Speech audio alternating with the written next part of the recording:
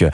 Les travaux de l'A69 dans le sud-ouest vont-ils reprendre? Le Conseil d'État et le Sénat se penchent aujourd'hui et demain sur l'avenir de l'axe Castres-Toulouse. Le chantier est à l'arrêt depuis 2 mois. Les procédures se multiplient pour l'enterrer définitivement ou au contraire pour le ressusciter. Feuilleton judiciaire interminable suivi avec fébrilité par les habitants et les principaux acteurs économiques du Tarn. Reportage Charles L'Huillier, correspondant d'Europe 1 en Occitanie. Sur l'actuelle nationale qui traverse plusieurs petits villages, près de 1000 camions circulent chaque jour. Un cauchemar pour les riverains. C'est infernal les poids lourds. À partir de 5-6 heures du matin, vous ne pouvez pas ouvrir les fenêtres. Les poids lourds passent sur le trottoir, c'est une nuisance. Et au volant de ces poids lourds, il y a des chauffeurs comme Christophe qui roulent avec la peur au ventre sur un tracé très accidentogène. Moi je sors de Toulouse, je vais livrer à Castres 5-6 fois par semaine. Là, il y a des arbres, c'est dangereux aussi. Mais moi j'étais content pour l'autoroute. Mais quand on nous a dit c'est arrêté, je suis oh putain. Même désarroi pour les chefs d'entreprise comme Olivier Colombier. Avec l'autoroute,